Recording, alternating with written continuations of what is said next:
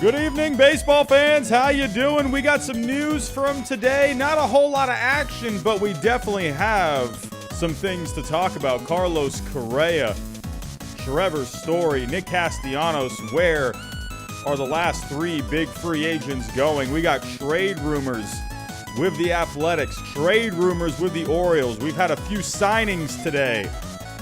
Let's get to it.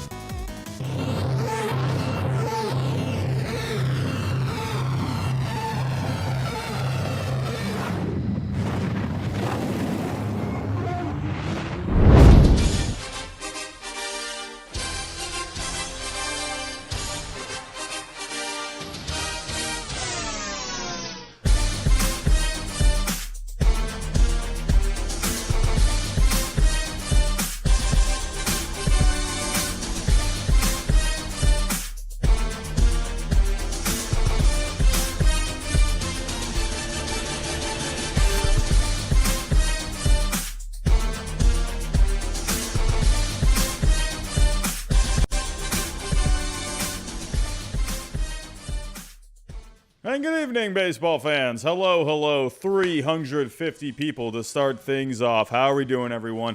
A lot of familiar faces in the chat. Action Jackson, one of our moderators, is here. I'm seeing some members. Zachary Goldstein, another moderator, is here. What's going on? Smalls, Noah, hello. Brendan, what's going on? RWB team. Who else we got here? Nicholas Helget, what's going on? Hadouken, what's going on, my friend? Orbit, hello. Benjamin, what's going on? Baseball Sports Talk with a very quick super chat, $1.99. Check Nick Casty's mom's Twitter likes. We're going to have to go look at that here in a little bit. Thank you, Baseball Sports Talk, for the early super chat to get things going. What's going on here? Zohabe, what's going on? Mark, hello. Ed, another member. Kyle, hello. MLB Joey, Albert. What that mouth do? What a name. Lawrence Trent, hello.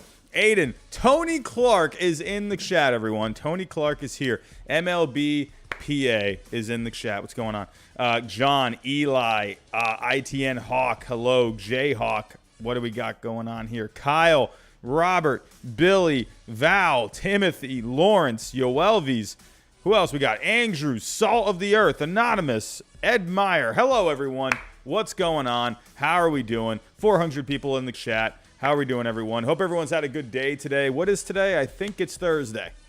Is it Thursday? I think it's Thursday. So, we got some news to talk about tonight. Again, like I said in the intro, not a lot of action today, but definitely some things to sink our teeth into. We got trade rumors. We did have a few signings, and actually one signing I really liked for that team. So we're going to get into that here in a little bit. But the big guys, Carlos Correa, Trevor Story, Nick Castellanos, they're slowly coming off the board. Chris Bryant, Freddie Freeman yesterday. What's going to happen with these last three big ones? We're going to have to wait and see. We're going to talk about it. We do have some news on Carlos Correa, so we'll get into that here in a little bit. But everyone, if you are new, think about subscribing down below. We have officially reached 21,000 subscribers. We're well on our way to 30,000. So if anyone is new, think about subscribing. We're talking baseball here all the time. So definitely, if you're looking for more baseball content, think about subscribing. Wow, I just almost choked.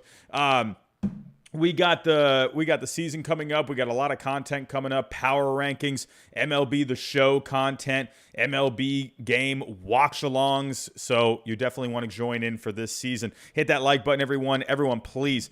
We've been lacking on the likes a little bit lately. Let's get that like button going. It's going to get it out there into the algorithm. It really does help. Hit the bell notification. Share the stream if you can. Share it on Twitter. Share it on Facebook. Share it on Instagram. Share it at your grandma's house. I don't care where you go. Go to the bingo hall down the road. Go to the grocery store. Go share it with them too. Everyone, let's get to it here. So, Carlos Correa, what's going on with him? What's going on? It's a little slow. Feel like it's a new team. It feels like every couple of days. You know, one day it's the Yankees, then it's back to the Astros. But there is a team out there that may be stepping up their efforts for Carlos Correa.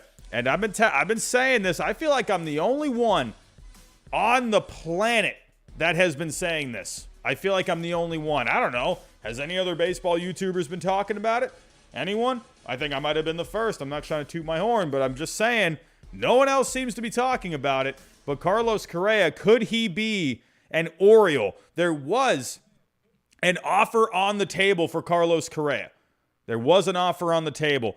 But now supposedly it looks like maybe they have either upped their offer or are working on a new offer. Let me get that music going. Let's get the vibes. Conman752, I'm so sorry. I don't think that's going to pop up. I see your $10 super chat. Thank you so much.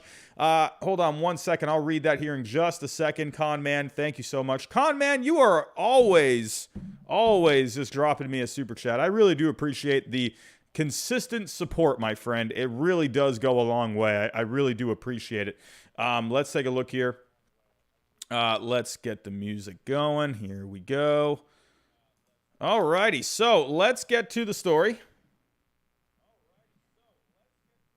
Hold on, music's not playing. What's going on? Come on, I need the music. There we go. There's the music. Here we go. Sharing the screen. So, according to Raul Ramos, he is with Con Las Bases Full. That's I'm guessing a Spanish outlet for baseball. So, but he is reporting here that the O's are Nicky Mack. Thank you for becoming a member. I really do appreciate that, Nicky Mack. Look at that. Who is that? Dansby Swanson in the picture? I love it. I love StatMuse. I love their pictures they make, man. But O's are working on a new offer for Scott Boras and Carlos Correa. We don't know how accurate this is. We don't know. I mean, but I'm not surprised about it. I'm really not. If it is true, I'm not surprised about it because the O's really need a guy. They need a guy they can build around. But let me get back to these super chats here from Conman. There's another $5 super chat. So Conman, let me get to your 2 super chats here. So what is Elias thinking? He said he didn't want to offer multi-year contracts, so why offer 10-year for Correa if he didn't try and make a few other significant signings that could help the O's? I don't know. Maybe it could be a play. I don't know. Maybe he's trying to tell teams out there. Maybe he's not really going to be making multi-year contracts. Maybe he's trying to, get people thinking about something else. Maybe he's trying to work in the shadows a little bit. I don't know. Again, we don't know how accurate this is, but it is really interesting. But we'll have to wait and see. Conman752, there's another one. Also, O's are working on an extension for Rutschman following the Rays and Padres with getting their franchise players signing to deals. So I think when it comes to someone like Carlos Correa, this is where, and here's the thing with the O's. They can make an offer for Rutschman. They can get this guy extended. The Orioles have money. If we go take a look at the Orioles, looking at their payroll, you got to remember, not too long ago, the Baltimore Orioles had a payroll of around $180 million. That organization can give out some money. Now, are they going to go that high again?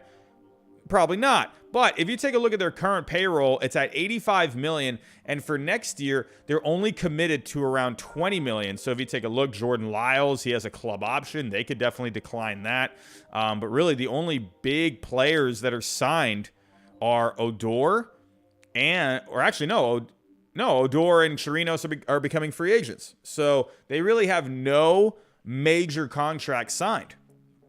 Correa, I think, he is someone where I really do think you can get, this is a $30 million contract, and then you can just kind of start building elsewhere, calling up guys. They got a lot of young guys that are already in the minor leagues. I think Correa, if you were to make an exception, I think Correa is someone that you could give a big contract to if you are the Baltimore Orioles. They have a lot of payroll room. Yeah, sure. They got a lot of guys that are going to be in arbitration. Someone like Cedric Mullins, I could definitely see them wanting to get him locked up to a long-term deal. Someone maybe like Ryan Mountcastle, but you don't really need to for a little while.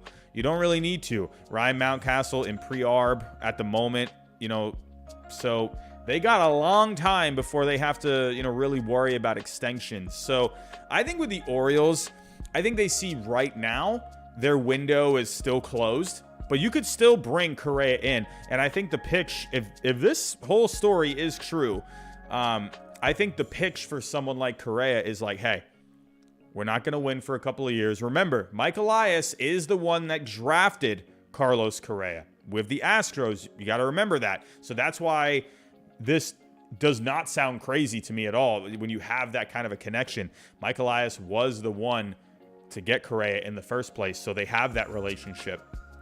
So Mike Elias probably sits down with Carlos Correa and says, hey, you know the drill. You know how it was with the Astros, but look what happened with the Astros. Yeah, I know, the whole cheating scandal, whatever. But look at what he did for the Astros. Carlos Correa knows that. You right? He saw what Mike Elias did with that organization. So I would think Carlos Correa, he trusts him. He trusts in his ability to build an organization, to build a major league team. I definitely think Mike Elias, I think this is true, man. I know a lot of people might think, oh, okay, it's not really that strong of a source, but I'm just saying, man, it does make, to me at least, it makes a lot of sense. They have no payroll. They have no, major shortstop at the moment. I mean, right now you got Ramon Urias, but I mean, I don't see what that's going to do for you in the long term. For shortstops, you do have someone that you had on MLB Pipeline. Gunnar Henderson is pretty high on Pipeline. He is the number 66 prospect right now, but you don't really fully know what you're going to get with him. He's number 5 in the organization at the moment. So Gunnar Henderson could be someone long-term, but if we take a look at Gunnar Henderson, I believe his numbers weren't really all that flattering. He's got a decent scouting report, but last year in 2021, he was at 3 levels. He was really good at A-ball. Hit 312 over 35 games, had a 369 on base, 574 slugging. That's fantastic. But when he went to high A-ball, he struggled. He had a good on base. His slugging was okay.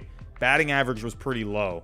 Then he went to double A, and he was in 5 games. It's not that big of a sample size, but not really anything all that flattering. It's not like Anthony Volpe on the Yankees. That guy just killed it all year at A-ball. But then you see someone like Gunnar Henderson. I mean, he's only hitting 230. So I mean, overall he did pretty good. I guess when you look at the on base, it was when you combine A-ball with high A-ball, it ends up being a pretty decent season. But maybe they're not too sure if this guy could develop into something down the road. Or maybe they do have confidence in someone like Gunnar Henderson. But right now, I'm sorry, but when you got Carlos Correa on the board, I mean, and then if Gunnar Henderson ends up being ready down the road, you just figure it out then. So you can't you can't just sit here and be like, oh yeah, Gunnar Henderson, he'll be ready in a few years. Well, you don't know if he's going to be ready in a few years. So with someone like Correa, makes a ton of sense. You have the Mike Elias connection. They have money. They could use it. Like Cedric Mullins is awesome. I love me some Trey Mancini. I love Ryan Mountcastle. But also, don't forget with Trey Mancini, I actually think I forgot to mention him earlier when I was going over the payroll. Where is Mancini here? Oh, he's right here. So he's a free agent next year. So that is one guy that's coming off the books. I would imagine they would probably want to get him locked up for a few more years. So maybe they could put together some kind of extension, like a 5-year deal for Mancini. I could see something like that. But other than that, I mean, John Means as well. He's got a lot of control. So I don't think they would want to fully commit to John Means yet. He hasn't really shown he's very durable. He's had some injury problems in the last couple of years. So end of the day, the Orioles have money. They have financial flexibility. They can fit someone like Correa. And I know maybe Mike Elias has said, yeah, we're not giving out, multi-year contracts. But let's be real. I mean, come on. There comes a time and a place where you can make an exception for a player. And if it's a shortstop, which is a premium position in this league, and one of the best shortstops in the game is right there on the market, and you have that connection with Correa and Elias, I don't see how it's out of how it's crazy. I really don't. I've been saying this for, I feel like, a few weeks now. You know, look out for Correa and maybe the Orioles. So I'm going to have to wait and see. I did have a poll up. I would like to see what the results of that poll are. Let's see. What is that poll looking like? So I had a poll. Where will Carlos Correa sign?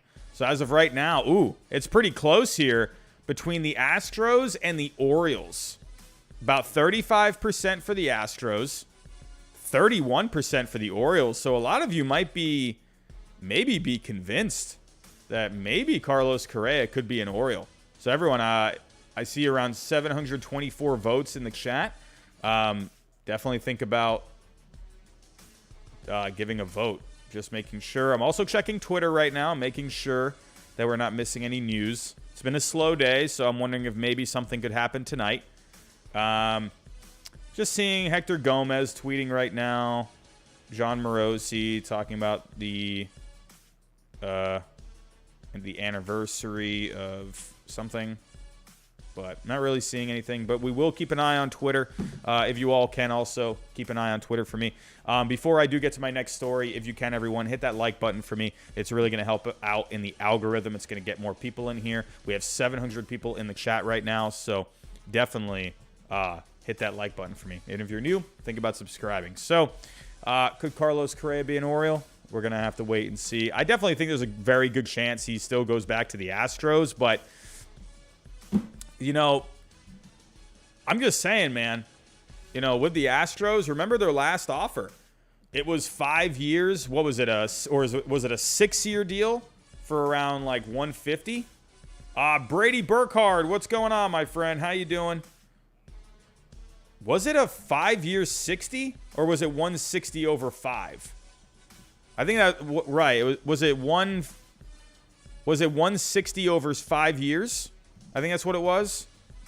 So, I think that's what it was. But that just goes to show these players, they are looking for the years. The AAV, sure, maybe someone like Trevor Bauer is all about that AAV. Trevor Bauer is someone, you know, he's said that in the past, like he would sign 1-year deals. But teams don't want to sign you to a 1-year deal. That might be, you know, good for someone like him, you know, as a player. But for an organization, you know, teams want to keep you locked up for a little longer than that. But a lot of teams, they don't want to go the 10 years. But that's what the players want. They want long-term security. And I think if, I'm telling you, I think if the Orioles go 10 at around like 340, 350, I think that gets it done. Will they go that long? Will they do it? We're going to have to wait and see. So let's get to our next story here, everyone. Let me, real quick, before I move on to the next story. Brady Burkhardt, did you see Dahlbeck's bomb today? Nice win today. Red Sox getting spring training started off in the right way. That's another big story. Hey, spring training games getting started today. So, but yeah, Dahlbeck, what's going to be his future? It looks like, we're going to talk about this here in a little bit, but with Dahlbeck, it looks like they're trying to maybe move him around to other positions, maybe try him out, maybe try and improve that versatility, which is no surprise to me. Dahlbeck is a bit of an athlete. He doesn't have a great run tool, but he is someone that could move to other positions. He's not like a brick out there when he runs. Like, he can move around. He's someone I definitely could see, you know, maybe playing left field. There's been talks of him maybe playing second. I don't know about that, but I mean, whatever. Why not try it? Let's see. But you know, people are thinking with Bobby Dahlbeck, they're thinking, oh, they're just trying to improve his versatility because, you know, hey, that's going to help their team. Hey, it's also going to help his trade value too. If they end up maybe finding a trade for a Bobby Dahlbeck when, you know, if Cassis comes up and then there's not a fit for Dahlbeck somewhere, like sure, if he can show that he can play some left field, but what if left field is pretty much covered at that point? It's going to only help Bobby Dahlbeck as a player, but also it's going to help his value as well. I do love me some Bobby Dahlbeck. It's got to cut down on the strikeouts, though. Baseball Sports Talk, what's going on? NC Moms, Nick Castellanos' mom liked tweets, basically says where he is. We're going to get to Castianos here, and that's our next story. Let's get to our next big free agents here. Thank you for all the new subscribers that have been subscribing. I've definitely seen a few of you. Thank you so much. Really appreciate that. But let's get to our next story. Trevor Story, Castianos. Where are those guys going? What's going on with these two? So we do have some reports today where Jon Heyman this morning tweeted out. So the Red Sox, they were in on Freddie Freeman. It seemed like until the end. Knowing Chaim Bloom, you got to remember here with these Rays guys, right? You got to remember Chaim Bloom, Friedman on the Dodgers, Neander with the Rays. You got to remember here, these guys, they don't like going those extra years. With Friedman has a little bit more flexibility, right? Because, well, it's the Dodgers. It's the Dodgers. Ownership will give him that leeway. A lot of times ownership doesn't want to commit now to these long-term deals, but with the Dodgers, there's a little more flexibility there. So, not surprised that it was really funny because Jon Heyman tweeted today, and I actually retweeted it.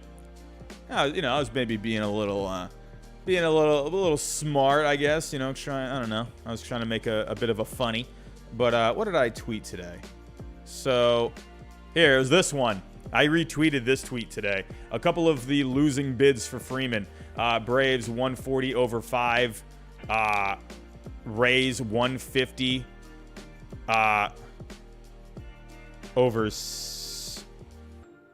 Wait, did he say Braves 140 over 5, Raves 150 over 6? Red Sox were also in. And then it doesn't say what the money was. So the Rays, very surprising they went that 6 years. I said last night that maybe they went that maybe they went 5 years and maybe that's what it was, but ended up being 6. I mentioned last night, maybe they went 5. Maybe they even went 6. Maybe they even went that 6. But knowing the Rays, you don't ever see the Rays offer deals like that. For free agents. You don't ever see them really sign free agents all that much. These big ones. When was the last time they signed a big free agent? I can't even think of one off the top of my head. It's very few and far and few in between. But with Freddie Freeman, they did go for it, but they had a set value. They weren't going to go past a certain number. The Dodgers did. So it really came down to, I think, the Dodgers and the Rays. I think the Red Sox probably came in third in Freddie Freeman. I don't think knowing Chaim Bloom, I probably saw maybe 5 years, maybe 4, somewhere around that. I don't see Chaim Bloom doing a 6-year contract. So, but Rays, I thought maybe went 5. That sounded about right. But then Jon Heyman said they went 6. So a little surprising there. Hey, give it to the Rays. They went out there and they tried to land a guy, but they also stuck to what they believe in too. So in a way, I can respect the Rays. I love that they made that effort. As a Red Sox fan, I hate it. But, it's nice to see, as a small market team, they did push. They probably did not want to go for that 6th year. I could see the Rays not wanting to go that 6. But, they said, you know what? Listen, guys, we're always going tight here, man. We're always going tight. Let's just go that 6. Let's do the 6, right?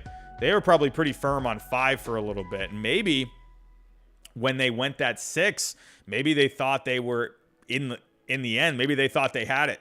But and then the Dodgers, they just have the money. So that's what I think happened. I think the Rays, they came on strong. And the Dodgers, they just had more. So in the end, Freddie Freeman to the Dodgers. Great looking lineup. Love how that not just the lineup is looking. I just love how the organization is looking. They got depth.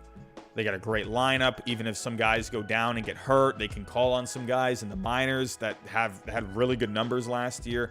Starting pitching, I am still a little iffy with the Dodgers a little bit. They do have some good starting pitching, but I worry about the total depth. They got Gonsolin, they got Heaney. You got Price there too. Those are guys that can give you some innings. But, what's going to happen with Bauer? Not quite sure. So, but as for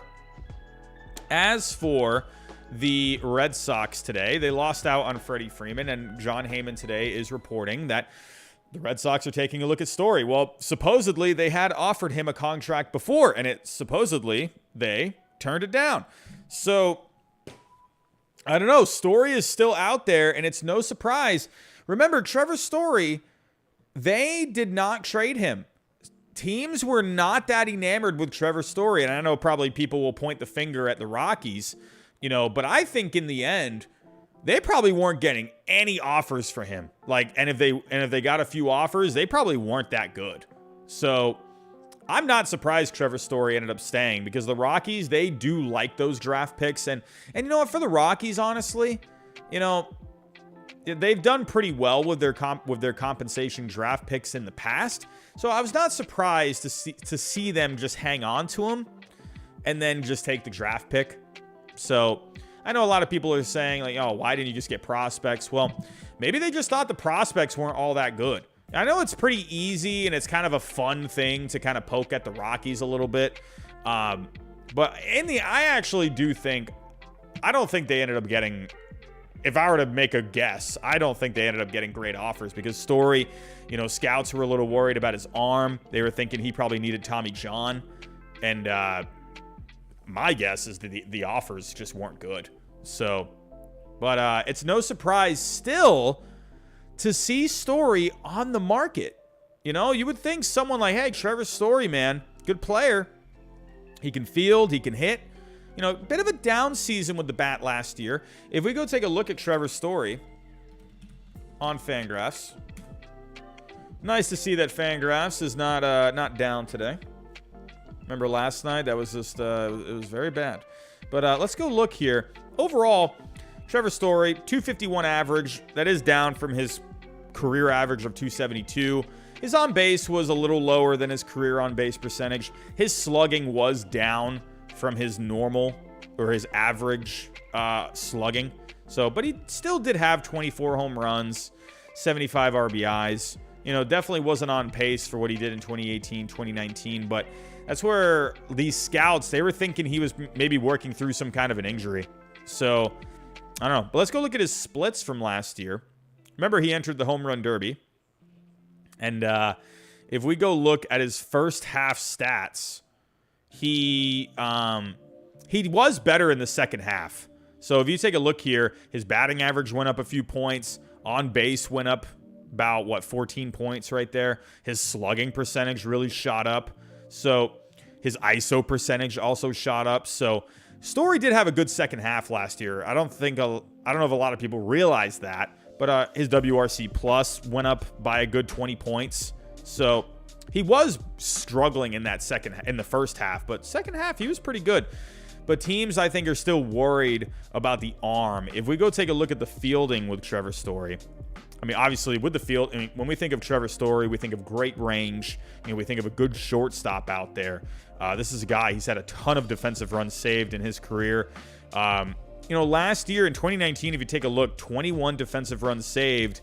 And then, he had 6 in 2020. So he was on pace, for right around, maybe anywhere from 15 to 20 defensive runs saved. But look at last year, only 9 defensive runs saved throughout the whole season. So his UZR was good, 3.6 UZR. And if we take a look, this is actually one, if we look here, do they have a stat for throwing? I've never actually thought about that. So they got arm, but that's outfield. Double play. His range actually looked a little down too. 0.1 range. Range runs above average. So his range has been pretty good in his career at times. 2019, he was phenomenal. But looking at error runs above average, he still did pretty good there. I don't know if they even have a stat for throwing. I don't know. Actually, if we go look at Baseball Savant. Oh, Super Chat. Orioles, 1019. What's going on? How are we doing? Hype if happens. I'm guessing you mean Correa, but not getting my hopes up. Raul has never been a O's guy before, and now he's publicized 3 rumors about the O's. Correa, Danny Duffy, Adley. Nobody else is reporting any of that at all. Yeah, like I said, it's interesting, but this is a guy we haven't really heard of too much before. So you got to take it a little, I guess I would say, I don't want to say a grain of salt. I think it has a little more weight than that, but it is interesting. But there is that fit, it doesn't sound all that crazy. But we're going to have to wait and see what ends up happening. I think he ends up going back to the Astros. I feel like they'll work something out. The fact that they came back to the table and they said, all right, let's work on a new deal. I definitely think he could just end up back with the Astros, either on a 1-year deal or maybe they could end up just coming together on a long-term deal. So it feels like it's leaning more that way. But if the Orioles are at least out there, like making an offer, to me, that's news, because that's a big deal. The fact that, a team like the Orioles, was tied for the worst record in baseball last year, they're trying to make a move. And I think that's definitely something, to talk about, and who knows, maybe the Orioles just go crazy, if it is true. So we'll have to wait and see. Thank you for the super chat. I really do appreciate that. We've gotten a few super chats here so far. If anyone else does have a question or anything that you want to make sure I see, I do try to look at the chat when I can. But if you want to make sure I do see a question, a super chat, definitely I will see it. So, but taking a look here on Baseball Savant, if we go back to Trevor Story, 900 people in the chat. I really appreciate you all coming out tonight. Really nice. Another super chat here. Austin Berry.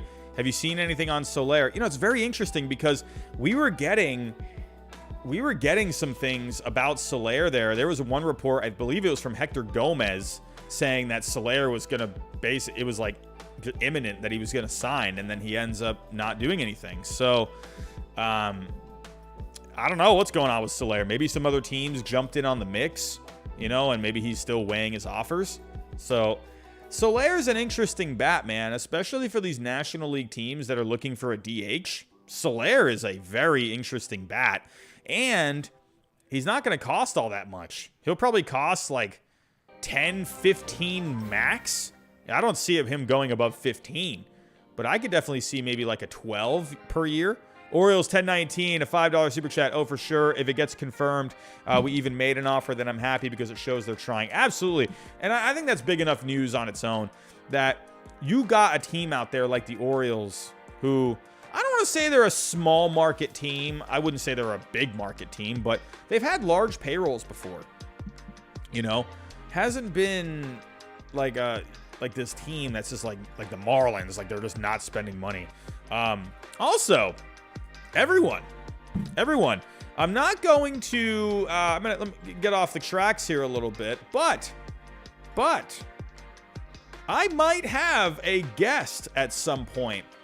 Maybe in the next week or two. I need to set something up. But speaking of the Marlins, I might have a guest here on the channel. Might have a guest. He's not with the Marlins anymore, but there's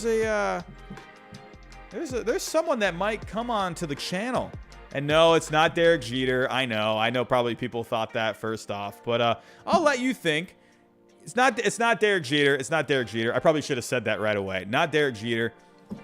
Hey, Silver Fox, you might be on the right track, my friend. You might be on the right track. So maybe. But I'll just say this right now. It would be an awesome conversation. I know, this certain person. I'll give you a little hint, maybe former president of the Marlins. He's not with the Marlins anymore, but we have connected. We got to see if we can come up with a time. We'll have to wait and see if we can get it together. I'm not promising anything, but there has been at least a conversation. You guys are all wrong here. I'm seeing Dontrell Willis. It's not a former player.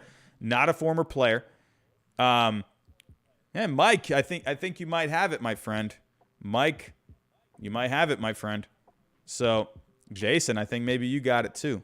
So, if people are looking at the chat, then maybe you already know who it is.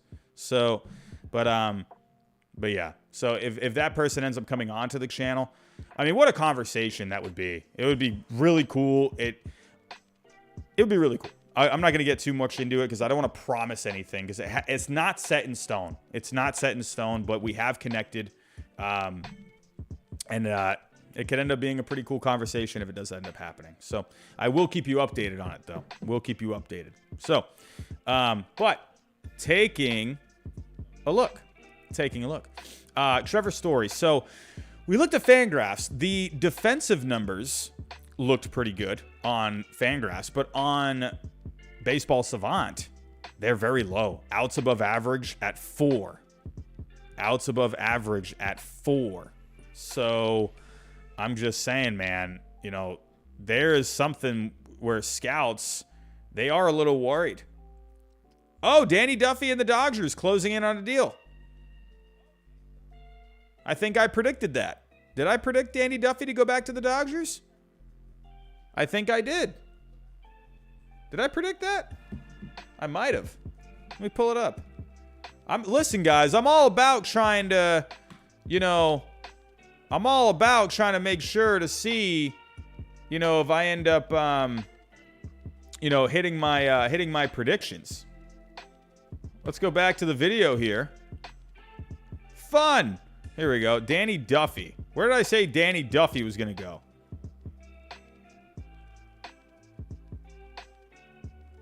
Danny Duffy. Where are you at? Listen, I am awful at predictions, but I have been nailing some. And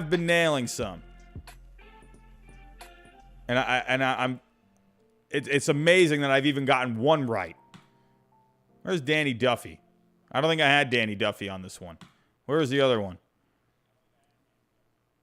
Where are the updated ones?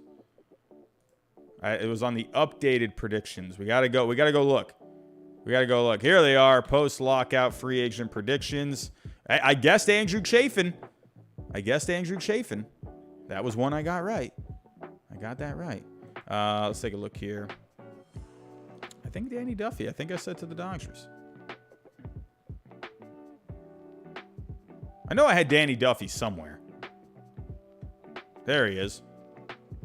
I think? Yeah, I said he was going to go back to the Dodgers. I got another one right, everyone. I got another one right. Sweet. I'll take it. Here we go. So, Trevor Story. It's going to be interesting. I still think the Red Sox, they want him to play second. They do. I think they want him to play second. I think here's my opinion. Probably and there was a report out there that Trevor Story turned down a deal, and a lot of people were thinking it was the Red Sox. So with Trevor Story, could the Red Sox revisit those talks? Now with Freddie Freeman off of the market, the money that they were looking to spend with Freeman, well, maybe they can up their offer for Trevor Story a little bit now. So maybe we'll have to wait and see. But Trevor Story most likely would play second base. I mean, he would basically take the Marcus Semien approach from last year. So taking a look here at the Red Sox depth chart. Big blow for the Red Sox yesterday, losing Chris Sale for probably what looks like a couple of months. Well, you got the rest of this month, and then you got April. You probably won't see Chris Sale maybe until around like June. Probably like that, somewhere in there. Maybe June. But taking a look, if you had Trevor Story here, he would just go into second base. It's an obvious fit. So there are some other teams that could use him. The Angels today, we're going to talk about the Angels here in a little bit. They made a good move, I thought, for the bullpen with Ryan Tepera. We'll talk about that here in a little. But they definitely could use. And like I said, I've been kind of saying this for a little while. They did bring in Matt Duffy. So maybe they're okay with keeping David Fletcher at short. You could go this route if you wanted to, and maybe Matt Duffy can have more of a bench role. So wouldn't be surprised if the Angels brought him in, but it seems like the Angels are more focused on pitching because they brought in a couple of guys here. I forgot to put Archie Bradley in the slide too.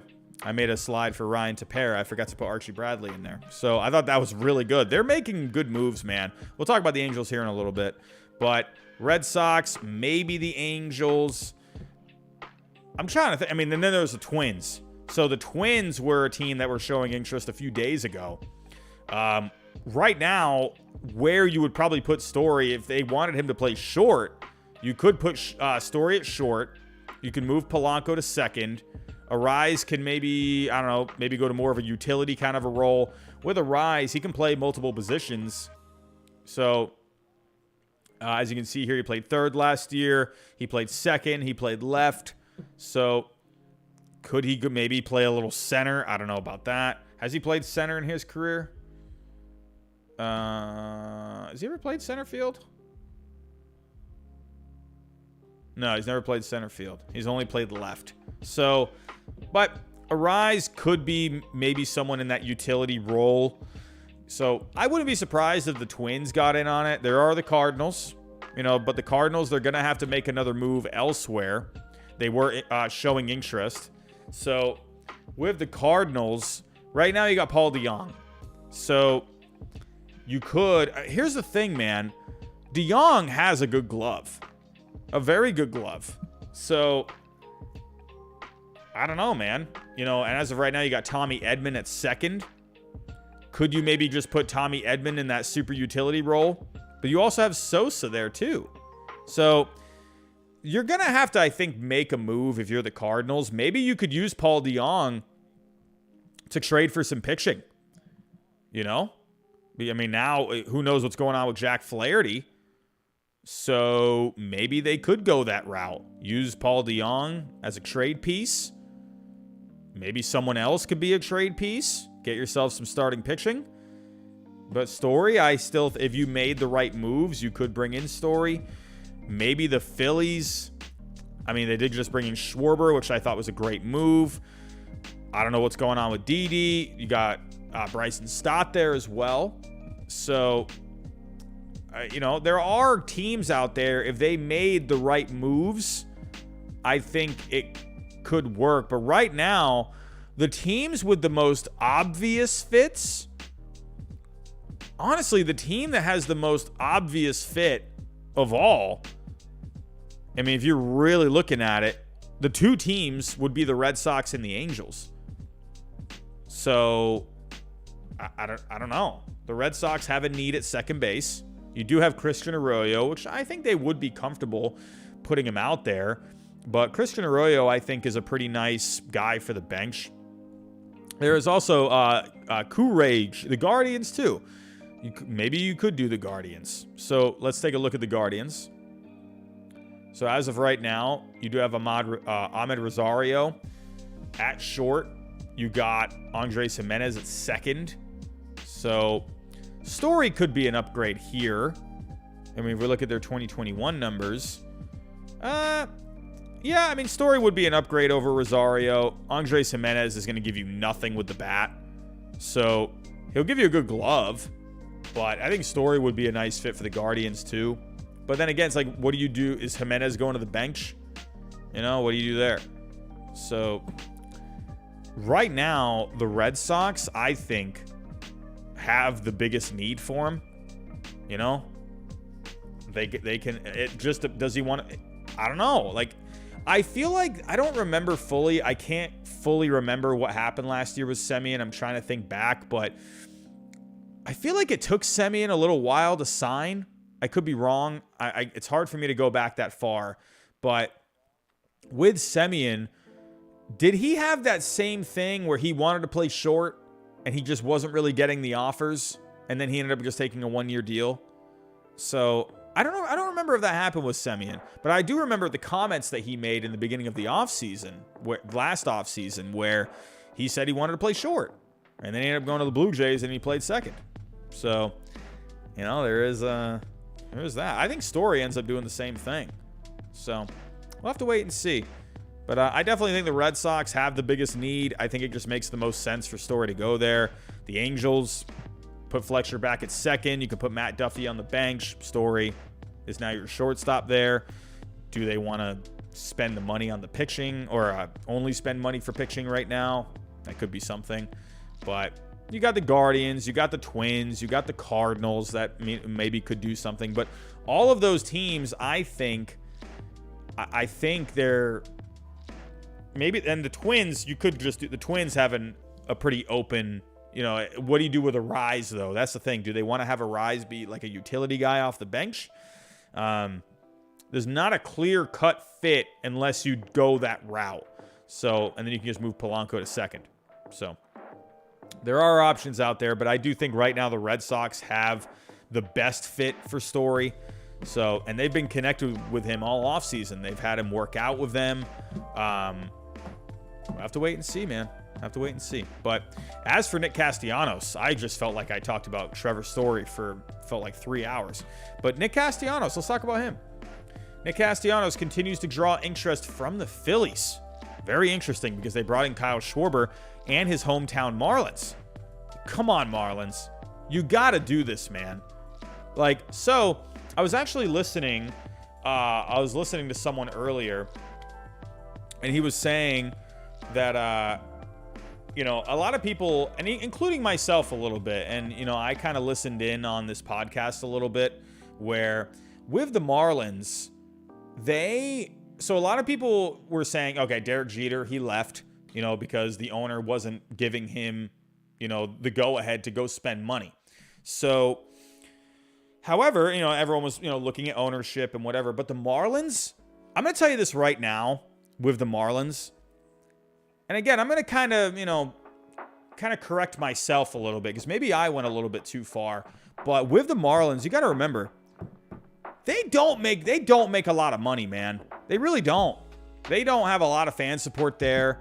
I think the TV deal that they took, I think they just signed a TV deal recently. I think they're not getting as much money in that TV deal. There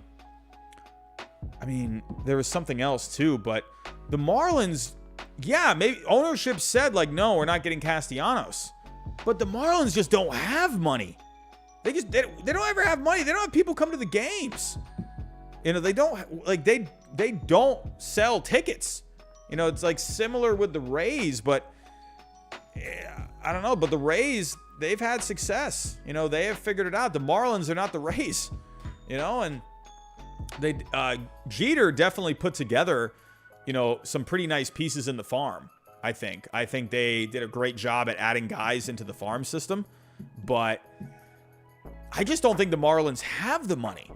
When I really think about it, they have a hard time with fan support, which, hey, maybe they kind of did it to themselves a little bit because, they were doing all these fire sales and whatnot. They were bringing in all these guys and they ended up trading them all away and having fire sales. So that organization they've just not figured it out since 2003. That's a long time now. That's almost 20 years, So yeah, Ethan, you are right. Derek Jeter stepped down because the Marlins don't spend money. But is that by choice or is that by they just don't have the money? Teams have their revenues. You got to remember, just because it's an organization, doesn't mean they can just go out there and just go drop $100 million on a player, So the Marlins have had issues for a while, They did get the new stadium built. A lot of people felt a certain way about that because it was coming out of the taxpayer dollars. So I don't know.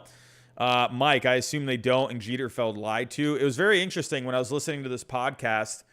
This guy was thinking that Jeter knew it coming in, that he most likely knew coming in that they were going to be tight, and he tried pushing the envelope, and he just wasn't getting it.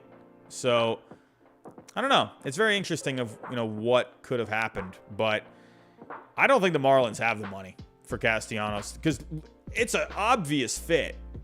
It's such an obvious fit. They need the bats. And Castellanos would be perfect. He's from Florida. He would be amazing for them. He would be huge for that lineup. Don't you think? To me, if it's such an obvious fit, you would think they just go do it, right? Come on, the Marlins have not made the playoffs for 20 years. Do you think ownership just wants to sit here and just not make the playoffs? I'm not going to buy that. I'm just not. If you're sitting here, if I'm the owner of an organization and I'm not getting any fans really coming to the games, you know, and we've had no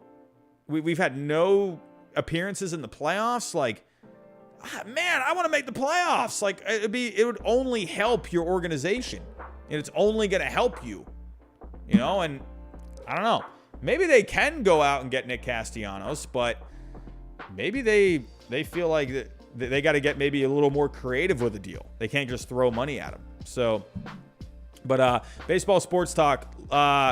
So yes, thank you so much. So supposedly, and before I go look at this, I want to actually point out one thing, because I think you said that this might give us an idea of where Nick Castellanos might go. I'm going to say this. I don't think it's going to happen, but I'm not going to rule it out. But maybe Nick Castellanos goes back to the Reds. Maybe. It might be a little... I know a lot of people probably just rolled their eyes at that. But I wonder if maybe the Reds are trying to make room a little bit. You know, maybe to try and bring him back. Because really, they still have an okay-looking team. If they brought Castellanos back for that lineup, that's only going to make them better. Now, could that happen? Probably not, because, you know, the Reds, you know, supposedly, well, not supposedly, actually, they were actually talking the other day. It sounded like they were pretty much moved on from Castellanos, but, you know, maybe someone can go to bed and maybe they can change their mind. But, Luke, I wouldn't say they're exactly tanking. With Jesse Winker, I've talked about this in a couple of streams. Jesse Winker, very good, but can't hit lefties. Very bad against lefties. Eugenio Suarez, strikeout machine. Strikes out a lot.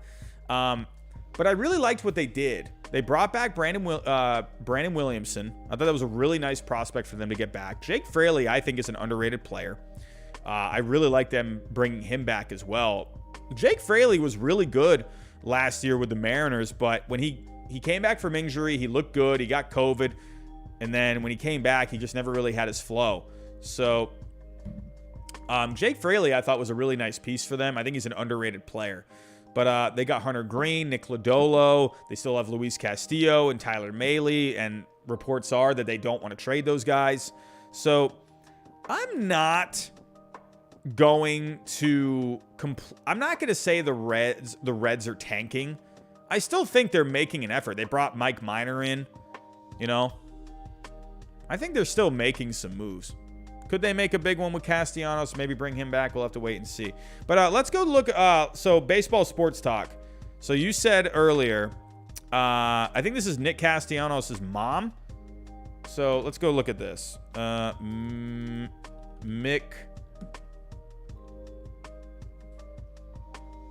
Is this it? Michelle Castellanos. Go look at her liked tweets.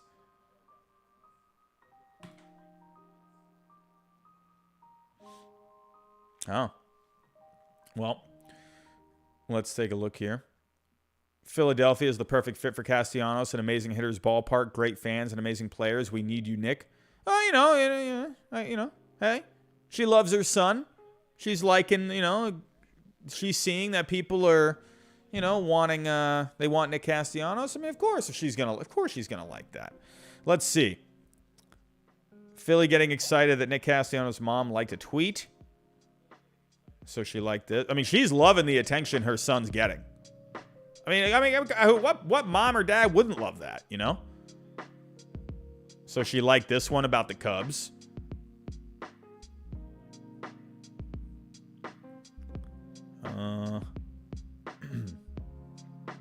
I don't think this means anything. It could.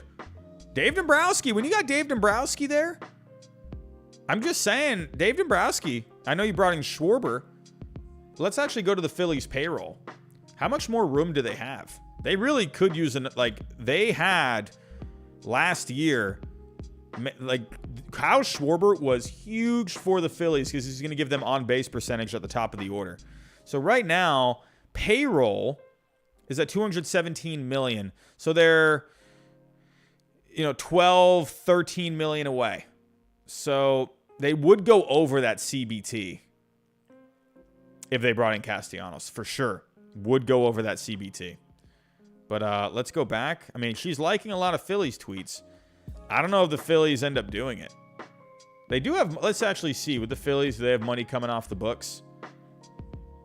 You got Segura and Nola with club options. I think they'll exercise Nola. And then Segura, I could see them moving on from Segura. But you got Gregorius, who's going to be a free agent. Knable's on a one-year deal. Gibson. So they have a lot of money coming off the books. In 2023, as of right now, they only have 116.5 committed. So they definitely could bring in Castianos, be over the CBT this year, and then they'd be fine next year. James Scott LeGros, what's going on? Orioles plan to trade Cedric Mullins. Rockies? Could you imagine? Oh, if you added Cedric Mullins. Now, question is with the Rockies, I don't know if they have the prospects to get that done. Maybe Austin Hayes, because he's in rumors too. I could see Austin Hayes for the Rockies. I definitely could see that. I think his power would really play there. I think Hayes would be more likely for the Rockies, to be completely honest. I don't think they get it done with Cedric Mullins. He's going to cost way too much. And I don't think the Rockies have enough prospects. So I would guess if one of them goes to the Rockies, I'll go Austin Hayes. I don't think Mullins. So thank you for James Scott LeGros. Thank you so much. But the Phillies definitely could do this. If they want to go over the CBT for 1 year, sure. Man, she just likes a lot of tweets. Liking tweets of dogs, babies. I mean, let's be real here. She liked this tweet too of Jesse Winker. Jesse Winker looking pretty good in that Mariners uniform, though. Nick, Garrett Richards also to the Rangers. That was a deal that happened today. So I wouldn't take too much stock into this. It's his mom. Like, if his mom's on Twitter, she's going to like any tweets, people that are wanting Nick Castellanos. She was liking tweets about him maybe going back to the Reds. So I'm not going to buy too much into this. So, she liked a tweet about him going to the Cubs. So, just saying, I don't think it means anything that she's liking tweets. I think she just loves her son, honestly. James Scott LeGros, Zach Veen, Montgomery, and Rogers for Mullins. Ooh. Could you imagine? There were rumors that the Orioles were going to draft Zach Veen overall in that draft. They could get a deal done for Mullins. They could. I think I wouldn't do it. I think they need to hang on to their prospects right now. I would not do it. If they had more prospect depth, I would think so, but Mullins is going to cost a lot, man. Zach Veen would be tough to give up for Mullins, man. I think Veen's going to be really good. Oh, that'd be tough. So we'll have to wait and see. James Scott LeGros, I appreciate you, my friend. Thank you so much. So taking a look here, Castianos, Marlins, Phillies, they seem to have at least reportedly right now the most interest in Castellanos. Could some other teams maybe jump in on the mix? I've seen the Red Sox be suggested out there by people. I don't think they do it. I don't think they do it. I think they want guys that they already have JD Martinez. So we'll have to wait and see. I don't think the Tigers bring him back. Probably not the Guardians. Not the Angels. Probably not the Twins. I don't know. Would the Rangers want to get another bat? I would probably not. I'm still going to hold out hope for the Diamondbacks. He would be really good for that lineup, man. He would be awesome. I think the Cubs are done. I still will hold like a 1% chance he goes back to the Reds. 1% chance. Miami, I'm hoping that would be great. But yeah, it seems like right now, maybe the Nationals too. Maybe he can, if they want to have him play the outfield. So we'll have to wait and see what ends up happening with both Trevor Story and Nick Castellanos. So we'll have to wait and see. But we got a few trade rumors here. Hey, since we were just talking about Cedric Mullins, let's dive in. I was going to talk about the A's first, but since we had a super chat from James, I'm going to expedite the next story, or I'm going to expedite the O's trade rumors first. Since we were already talking about Cedric Mullins, supposedly Cedric Mullins and Hayes are drawing trade interest. Let's go take a look here. So here we go. Let me actually see real quick. I have the story on MLB trade rumors. Let me actually see if anyone else was tweeting about it real quick. So MLB trade rumors tweeted it out. I'm not really seeing anything else. Any other guys tweeting about it. But here we go. Let's just go to the MLB trade rumors. Okay. Cedric Mullins, Austin Hayes, drawing interest. So it says here, Ken Rosenthal indicates that rival teams are asking the Orioles about Mullins and Hayes. The veteran reporter cautions that a trade coming to fruition is unlikely, since Baltimore would like to get a clearer picture of how their rebuilding plan is progressing before considering trades of their better players. You know what that sounds like? It sounds like they're working on a deal for Carlos Correa. Sounds like maybe they're trying to get a deal done with Carlos Correa. They're trying to get a better idea of how their rebuilding plan is. I think that's on hold because they're trying to get Carlos Correa locked up. I'm just saying. But while the O's have been willing to listen to offers for Mullins and Hayes dating back to before the MLB lockout, it has long seemed that the team's asking price would prove too prohibitive for inquiring clubs. That's not to say a team in dire need of a center fielder or outfield thump in general won't step up, but beyond the club control afforded by both players, each of Hayes and Mullins is coming off a career year. I'm telling you right now, I hate to say this, and it probably won't happen because it's in division, but if the Yankees were somehow able to get Cedric Mullins, that would be amazing for them. Oh my God. They have the prospects to get it done, but I don't know if the Orioles would do it in division. So if you go to the center field ranks right now, teams where they could use a center fielder, taking a look. I mean, maybe could the Phillies get in on it? Well, with Cedric Mullins, let me actually pull up baseball trade values here. He's going to cost a lot. So let's see. What would a trade look like for Cedric Mullins?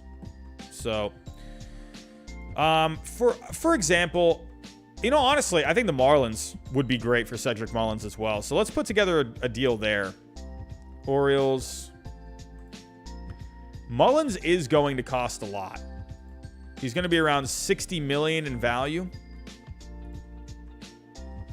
$66 million. So the Marlins, they do have prospects. They have pitching prospects that the Orioles, I think, would love to have. So let's take a look. I mean, you could maybe put someone like Khalil Watson in here. Khalil Watson could start it off. There were connections with Khalil Watson and the Orioles going back to the draft. So I'm just saying, maybe start off with someone like Khalil Watson. Maybe you can throw a young starting pitcher in here. If we actually go to the top prospects. So as of right now, look out for someone like Yuri Perez. He has really jumped up in the rankings. Yuri Perez had himself an insane year last year. He's 18 years old. And in A-ball and high A-ball, in 20 starts, he had a 1.96 ERA and 108 strikeouts over 78 innings. I mean, let's put Yuri Perez in here. You could also do someone like Edward Cabrera. But Perez, Watson, maybe throw in a couple of more guys. Maybe someone like a Blade. That would be an outfielder going back to the Orioles. And right here, you are on the right track. Heyman. What is Heyman saying? Let's refresh this one. We're done with that tweet. Oh, actually, no. Let me go to his page. Oh, yeah. We already talked about this. Duffy gets a one-year deal. not surprised to see him go back to the Dodgers because, Danny Duffy, he got traded there. They wanted him, and he lives in California. So to me, and he's not getting any younger, it made a lot of sense for Duffy to just go back to the Dodgers. So no surprise there. Tweet under that. What is that? The extra, oh, look at this, 2 minutes ago. The extra innings second base ghost runner is trending back toward reality for the 2022 season. Not quite decided by MLB, but MLB is listening to managers who want to avoid testing arms. I mean, honestly, it might be maybe for this year. It might be something to have for this year because that does make sense. Managers are going to be very careful with their arms. I'm telling you right now, expect guys to maybe be, around like 5 innings on opening day. I could see something like that. So they're not going to go crazy with their pitching staffs, but I think starters could even be around 4 or 5 innings on opening day. So, hey, Garrett Cole, I wouldn't expect him to go 7 innings. I'd expect him to maybe go 5. They're going to be treating the first few weeks of the season. They're going to take it seriously, but I think they're also going to proceed with caution a little bit too. I think they're going to be very selective of how they do their innings. So, I wouldn't mind the ghost runner coming back for one more year. Honestly, I think that Miguel, I think that would be the best thing. Do 1 inning with a ghost runner. And if that doesn't work out, just do a home run derby. Really? I'm not trying to be like, I'm not even trying to just like blow smoke. I think, honestly, do 1 inning, extra innings with a ghost runner. And then if you still are tied, then do a home run derby. I'm just saying. Why not? I think that'd be awesome. Why not try it? I think that'd be really fun. So, but let's get back to it here. Baseball trade values. Honestly, I think the Marlins would be perfect for someone like Mullins. If they don't want to go out and spend money, right? If they don't want to go out and get Nick Castellanos, well, you got prospects here. You got pitching. Mullins is going to help your lineup. You could maybe throw in one more guy here. I mean, honestly, as of right now, baseball trade values accepts this trade. Watson, Perez, and Blade. Why not? Marlins, come on. Let's get in on this. Get Cedric Mullins over there, man. Let's get him gives them a nice bat. The Orioles, they get a nice picture in Perez. They get a shortstop. I'm telling you, I think Carlos Correa, man, I don't know if I'm connecting dots here. I think they're trying to figure something out with Correa.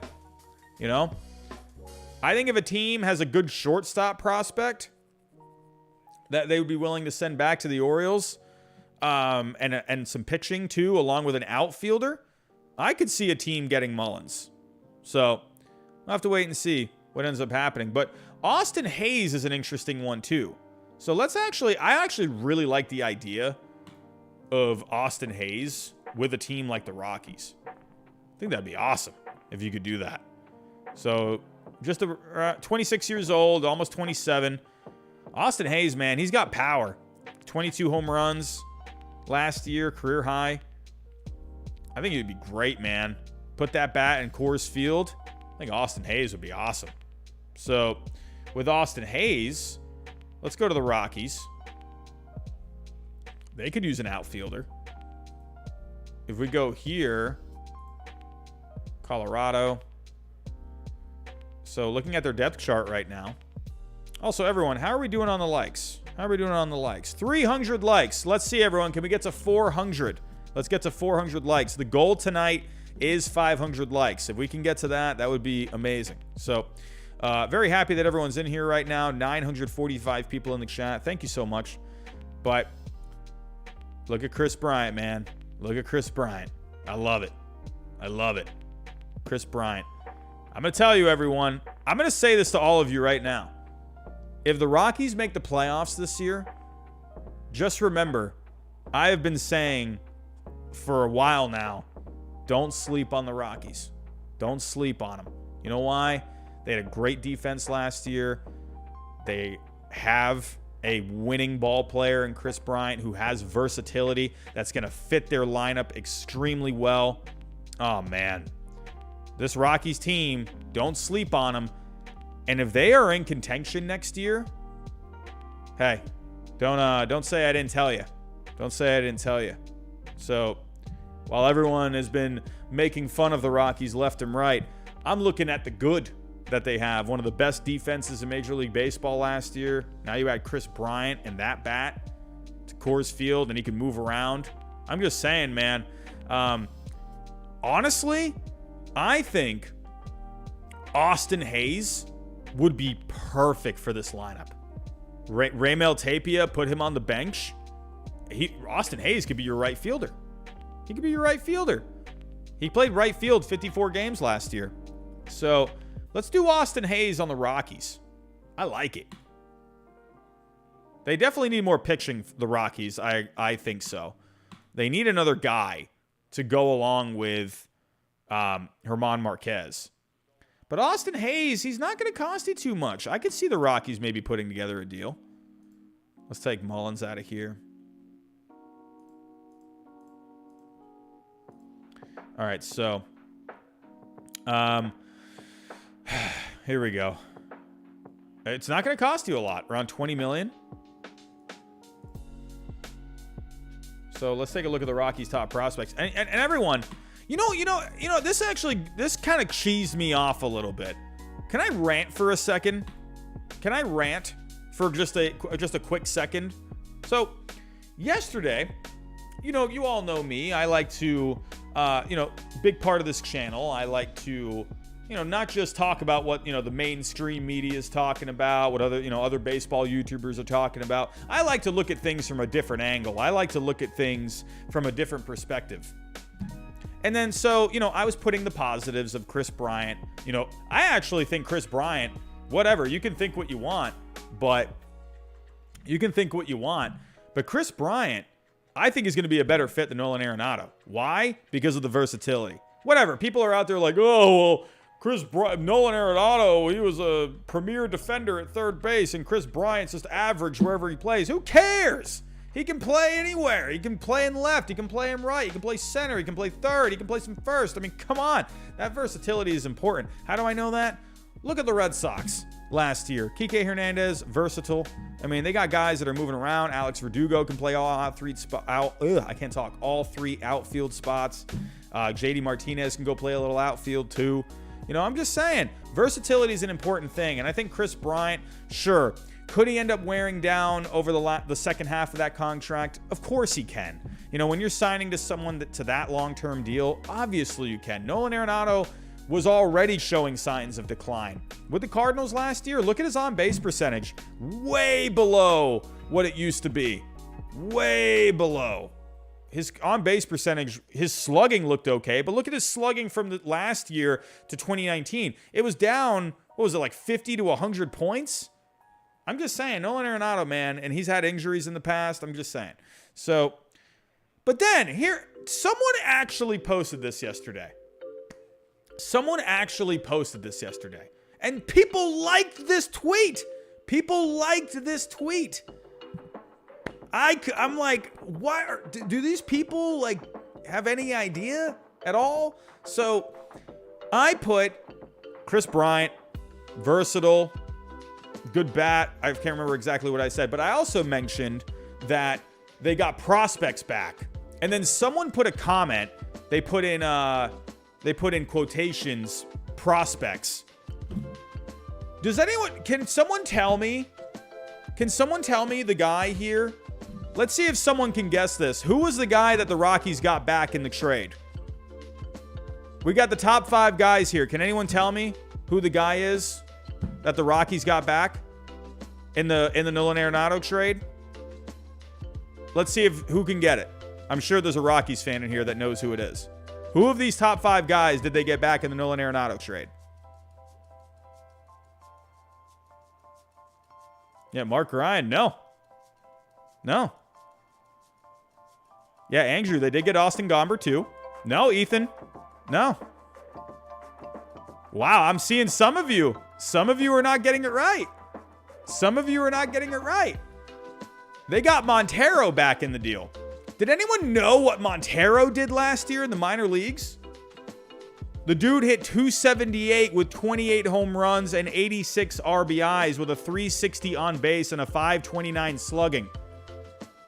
He's their number 4 prospect. But someone's going to put prospects? Prospects. Are you kidding me? Are you kidding me? Prospects?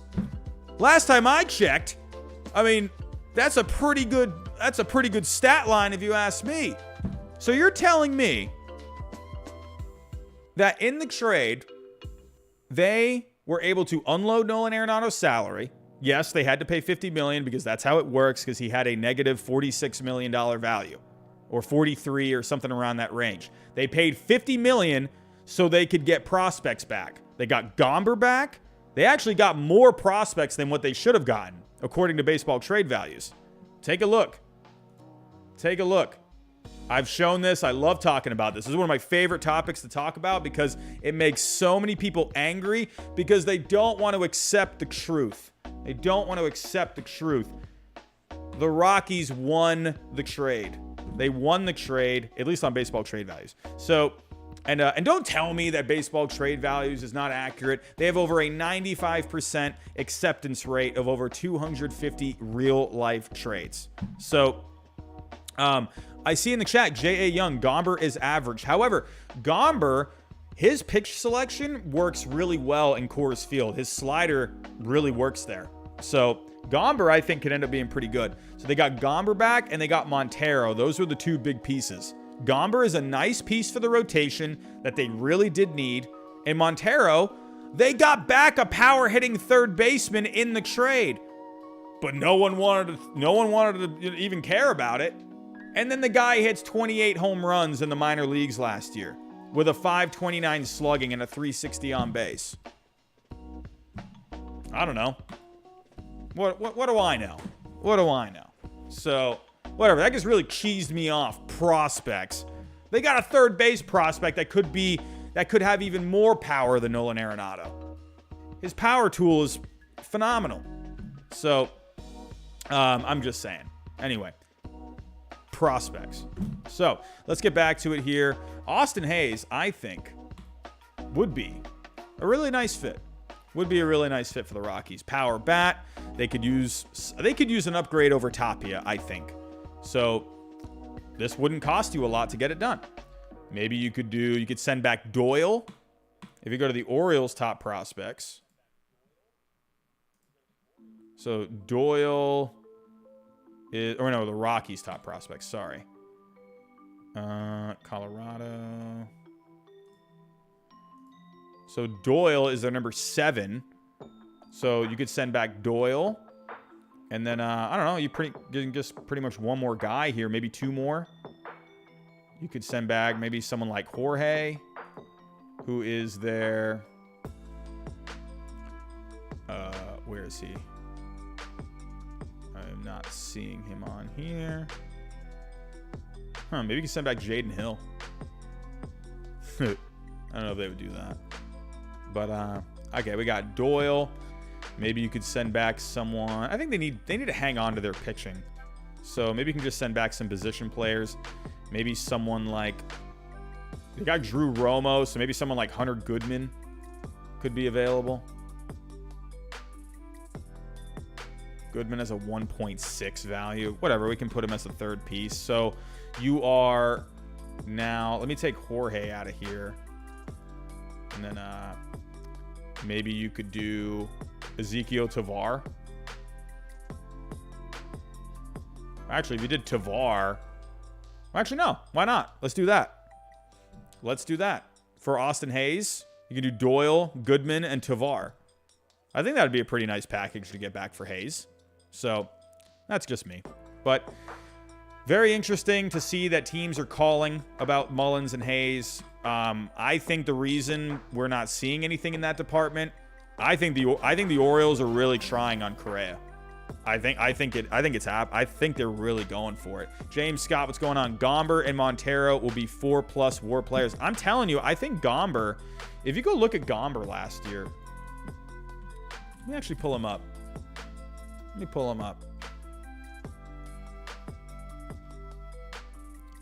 Let's look at Gomber. I believe he's still pretty young too. He's like what, 25, 26? He's 28. Okay, he's not old, but he's But he did not give up a lot of hard hit percentage, so pretty tough to get hard hit balls off of him. So as of right now, he's not going to give you a lot of velocity, but you know, as long as you can just pitch. So his slider, the slider, in case you don't know, with Coors Field, sliders tend to work the best. Curveballs, they kind of just float. They don't really do much. Change-ups can be the same. Four-seam fastballs with less spin rate tend to do better at Coors. And if you look, his fastball spin rate, it's not a very fast fastball, but it doesn't have a lot of spin. So that actually kind of works in Coors Field because of the high altitude. So that's why someone like Sixto Sanchez, he's got a lot of velocity, but there's not a lot of spin on his fastball. So it has a lot of weight to it. And but yeah, Gomber, if you look at his run value, he was pretty good last year, a -1 run value. I mean, nothing crazy, but his slider will definitely help him out at Coors. So I think Gomber could be something. But Cedric Mullins, Austin Hayes, we'll have to wait and see. I think maybe we could see some action possibly on these two guys if they don't get Correa. So we'll have to wait and see. But let's move on. We got a few more stories to talk about here. We just had a few signings today. I forgot to make slides for a couple of them. We also had, let's get to Ryan Tepera going to the Angels. I think this is a big move for the Angels. A really nice bullpen arm for them. I think that's fantastic for them. Man, they're just adding pitching. This is what they should have just been doing for the last few years. I really do think the Angels, they are starting, to put together, some kind of a pretty good overall team here. So let's go here to the story, Ryan Tepera. And also, don't forget, they also signed Archie Bradley. I really like this for the Angels. Taking a look. Looking at the Angels right now. Lineup is, we've always known they have bats. Anthony Rendon, hopefully he can be fully healthy this year. The rotation, they've added depth to it. Syndergaard, they brought in. Lorenzen. So, and then obviously you have Ohtani. Hopefully he can stay healthy. So, taking a look here, Raisel Iglesias they re-signed. They brought in Tepera. Remember, they brought in Aaron Loop. And now they got Archie Bradley. This Angels team is looking really good, man. It's looking really good. This bullpen's looking pretty top-notch. I'm seeing some of you are saying Ken Rosenthal tweeted. What is Ken Rosenthal saying? Huh. So now Ken Rosenthal is starting to pick up on Correa. Now it's starting to get maybe a little more real. Let's see what he says in the article. I'll get back to the Angels in just a second. So, main thing he talked about here is why the Yankees were willing to take on all $50 million owed to Donaldson. I think they just thought he was a good player. And I think they wanted to upgrade offensively. So it says here, Cashman, he was willing to add the entire salary, even though he's 36 years old and he's had issues. So taking a look, I think honestly, I think they thought he was going to be an upgrade, but they were also getting Kiner Falefa. And I think they really like Kiner Falefa because he adds speed and a good glove. So, but was that the wrong tweet? Liam Holt, wrong tweet, refresh.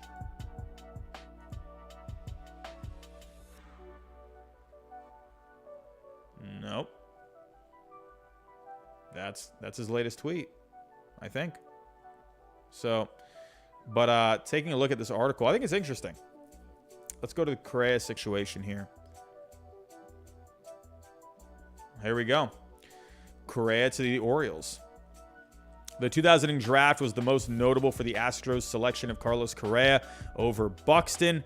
Mike Elias, the Astros amateur scouting director then, was the driving force behind the Correa pick. And now that Elias is the Orioles GM, it stands to reason he would have interest in Correa, the top remaining free agent. Elias seemed to dismiss the idea on Monday, telling reporters it was unlikely the rebuilding Orioles would offer any free agent a multi-year contract. But Correa, according to a source with knowledge of the Orioles' thinking, might be... Did I just say this earlier? I could have sworn I just said this. Can someone just clarify that I said this exact thing? Might be an exception. I could have sworn I said that. If his price dropped to a level the club deemed appropriate. So, I guess it depends on what that level is. I would imagine it has to be at least $300 million. Could they maybe... Well, here's the thing with Correa. He wants the years. So, he wants the years. So, maybe with Correa... You know, if we go to the tracker on Fangraphs, they predicted a 8-year deal for $240. So, that is $30 million per year. You know, if you did... $240, and how old is he right now? 27. Dude, just do a 10-year, like, for $320. I think he wants more than Francisco Lindor, though. So what is Francisco Lindor's contract?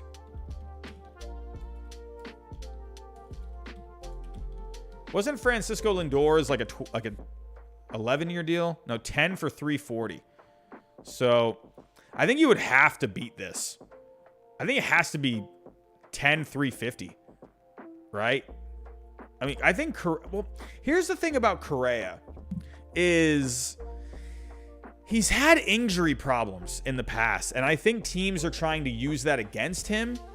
He has shown that he's been healthy in the last couple of years. You know, look at the Tigers. The Tigers were, I thought, the clear-cut pick for Carlos Correa. It just made a lot of sense. It made too much sense for him to go to the Tigers. And they were only offering him 10 years, $275. So, you know, which is not very far off of what Fangraphs was suggesting. 8 years, $240. So they were a little lower on the AAV, but they went more years. So I don't know, man. I don't think he should get more than Lindor. That's just my own personal opinion. If you go to Lindor, let me pull up Correa. So let me actually hear Lindor. And let's compare their values. Oh, I just clicked on the heat maps by accident. But then there was a report out there saying he wanted more than Corey Seager. And what was Corey Seager's deal again? Actually, it's right over here. Wasn't it 325 over 10? I think that's what it was.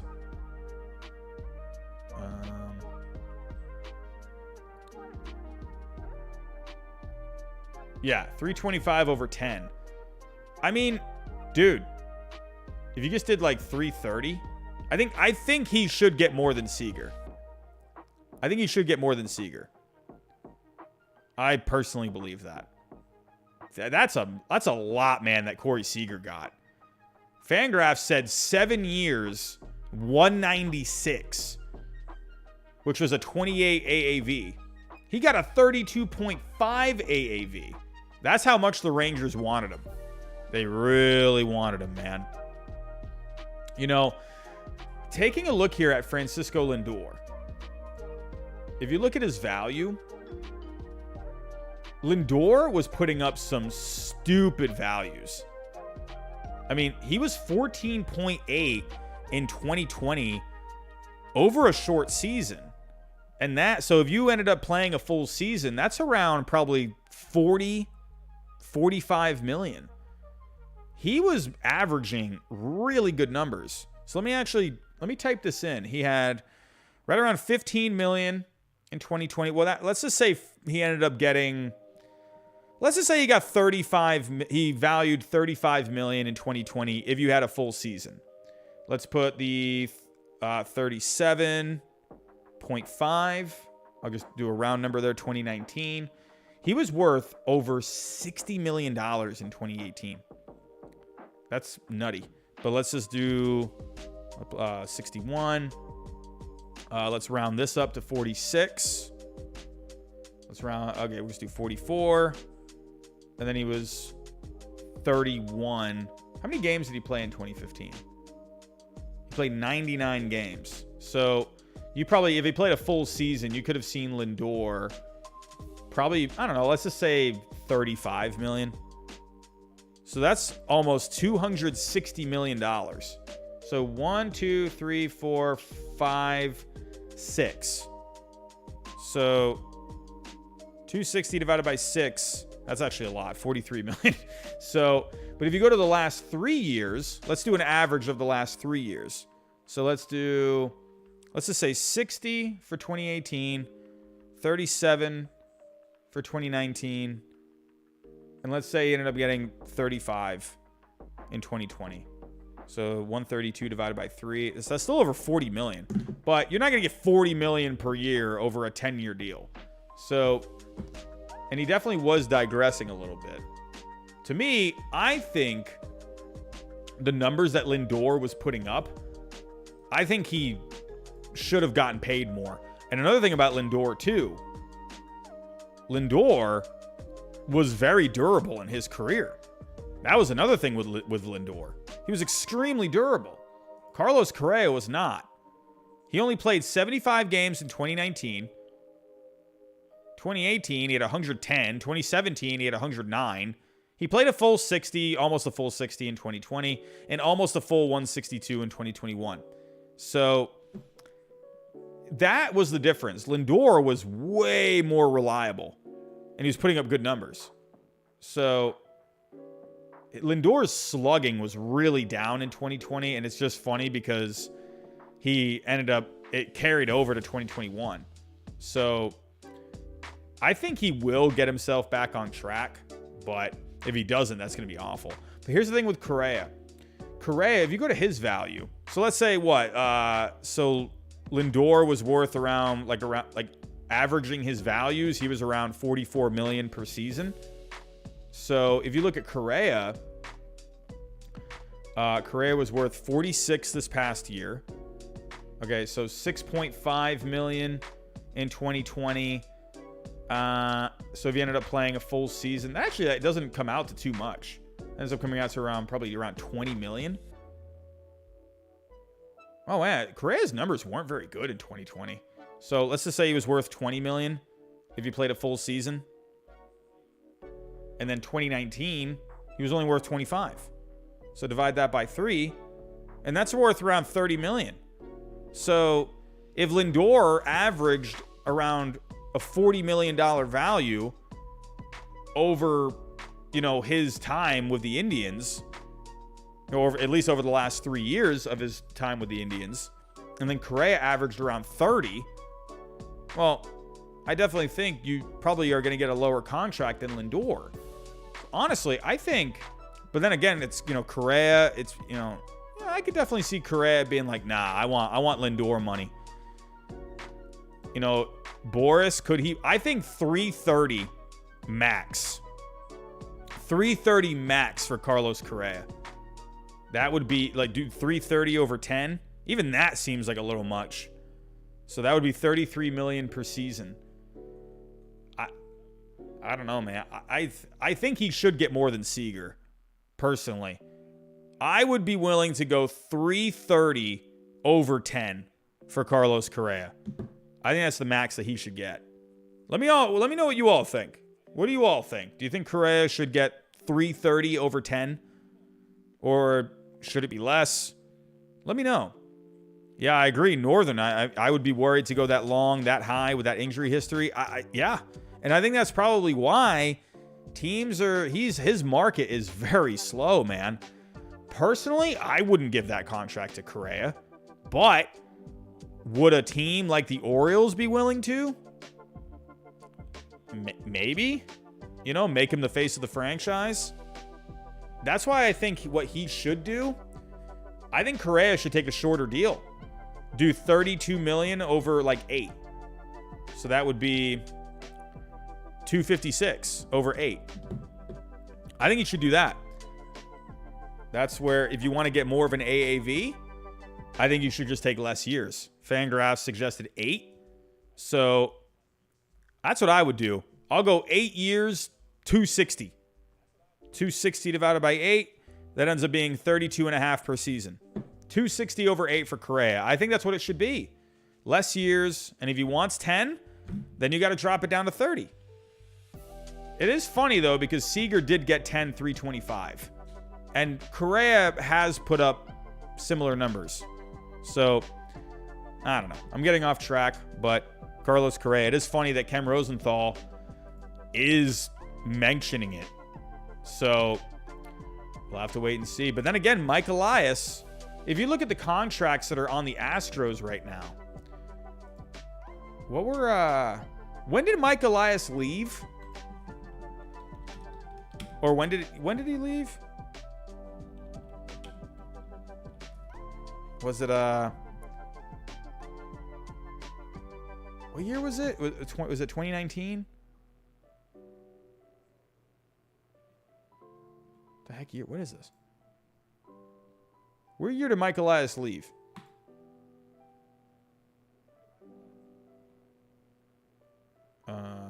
Oh, 2018. Okay. So let me go to the Astros payroll. Let's look at what kind of contracts. Where was he with the Astros at the time? Actually, was he the guy that was really running things? So he was the director of amateur scouting. He was the one that pushed for Correa. Okay, yeah, so he was the promoted alliance. He was the assistant general manager. So I guess that's the best we can do. He ended up becoming the general manager of the Orioles. But let's see, what kind of contracts did the Astros give out at that point during that time? So I'd imagine he probably has a similar philosophy. They gave out Tuve 7 years, but I think that was after he left. They gave Bregman a 5-year deal. That started in 2020. So what kind of contracts did they give? I guess he left in 2018. So I guess they really didn't give out a lot of contracts during that time. So I don't know. But if I don't know. The highest contract, the longest that they gave was for Jose Altuve. So I don't know if he was involved with those negotiations. I don't know. So, but Ken Rosenthal, he is, to me, I think Rosenthal is he's obviously one of the more reliable sources out there. And if he is pointing this out, it has a little bit of meat to it.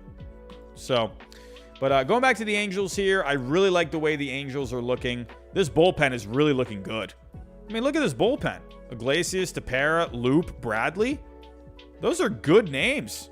Go to their numbers from last year. Mayers had a pretty decent year. Warren had a good year. It was only 20 innings, but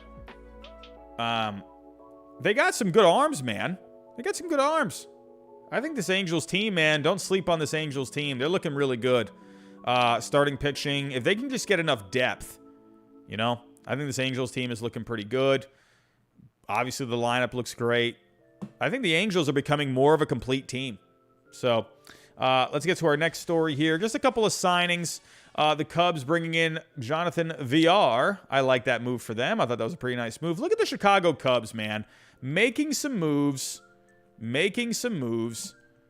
got to love it, man. You got to love it. So, as of right now on Fangraphs, he is projected for the bench. So, but, give the Cubs some credit, man. They got rid of everyone. But look at all the money that they've saved.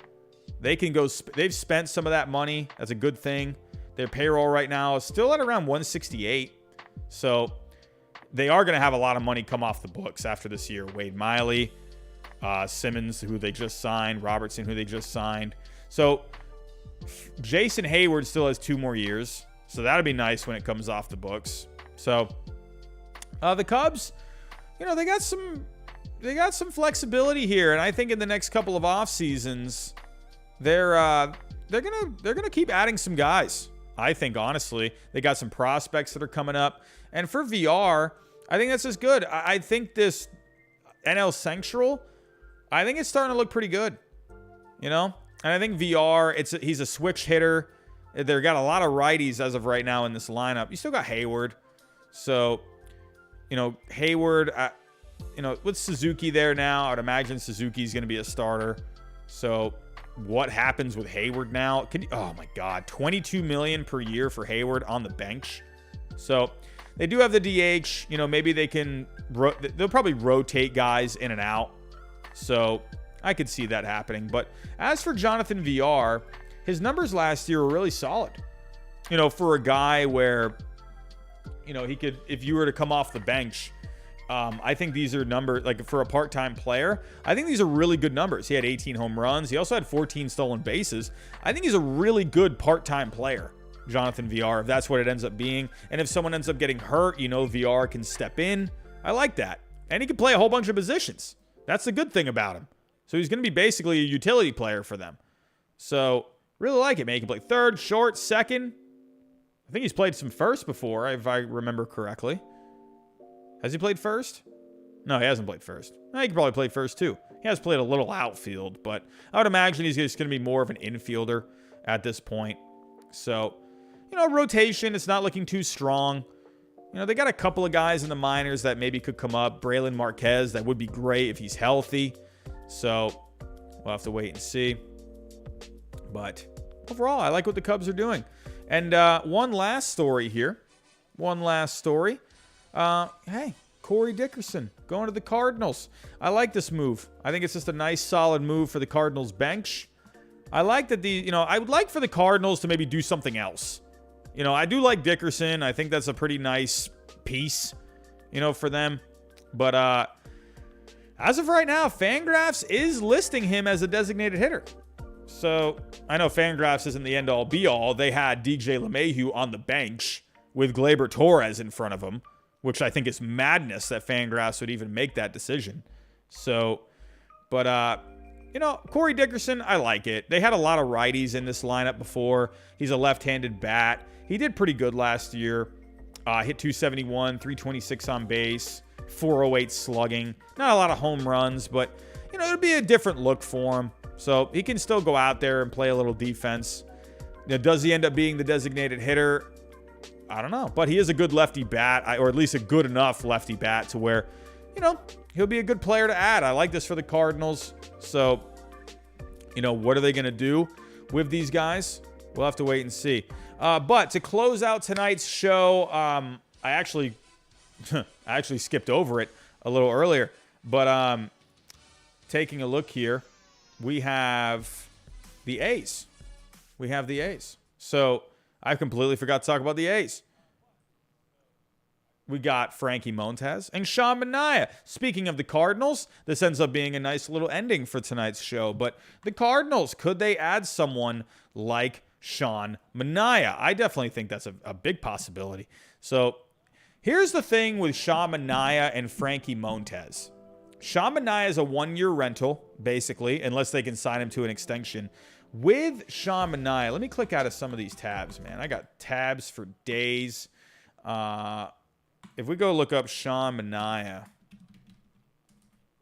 Oh, did I just close out the music? Oh. Here we go. So, taking a look. Where is Sean Manaea? Let's look at his stats. The one thing with Sean Manaea, is it Manaea? Okay, it is Manaea. I was like, is it Manaea or Manaea? It's Manaea. So, good year last year, 32 starts. Hey, FIP looked pretty good at 3.66. The only thing with Manaea is, 2020, he did have a full season there.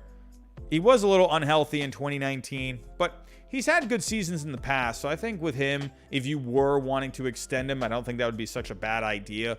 But teams that do make sense to me, the St. Louis Cardinals would be a team that makes sense, that could use some starting pitching. I really do. I think this would be a really nice addition for them, especially if you don't know what's going on with Jack Flaherty. So let's pull up the Cardinals here. Also, everyone, real quick, we're at 407 likes. The goal is 500 tonight. The goal is 500. So let's try and get to 500 before the end of the show. 500 before the end of the show. Sean Manaea, I think he would be really good for the Cardinals. That would make a lot of sense, I think, especially if you don't know what's going on with Flaherty. And with Dakota Hudson, Miles Michaelis too. You know, these guys, hopefully they can get full seasons out of them. But, you know, I think someone like Manaea would make some sense for the Cardinals.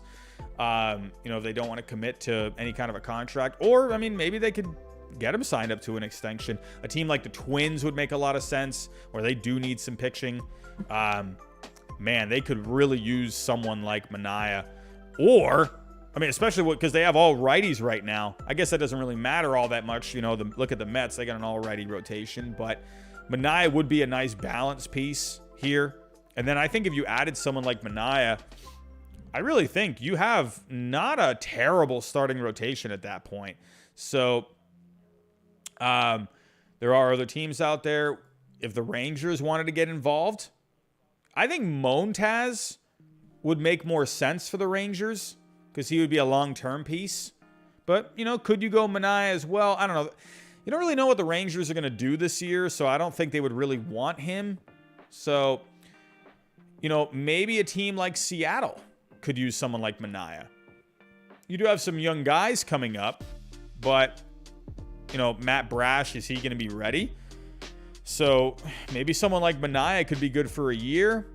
Maybe a team like the Red Sox. They just lost a lefty in Chris Sale. Manaea could be a pretty good fit. It would only be for a year. Won't have to commit to him. You know, they have enough prospects to get it done. So Manaea could be good for the Red Sox.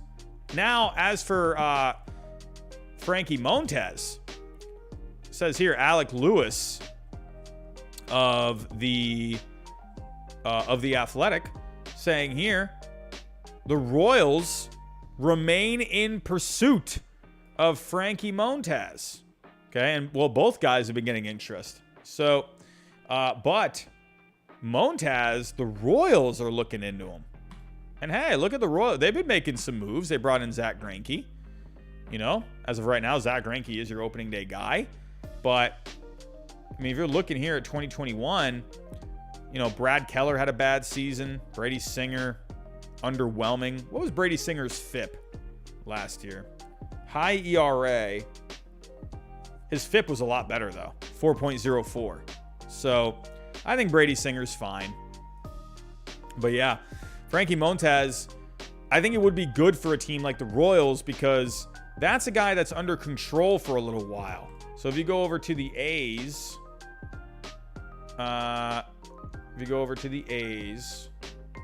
let's go to their payroll. Montas, I believe, has a couple of years. So, he's got 22 and 23. So, I'm going to be honest with you, though. You know what team I think needs Frankie Montas the most? I think the Yankees need him. Really? They need a guy. They just lost Domingo German, supposedly, today. Placed on the 60-day... not supposedly. That is the definite. They put him on the 60-day IL. What actually was the... Was it something with his shoulder?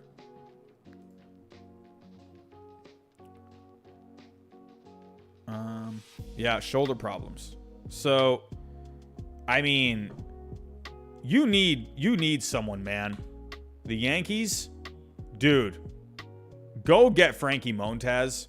Quit playing around. Like, seriously. Hans, what's going on, my friend? Spring break is going great, but it's coming to an end soon, my friend.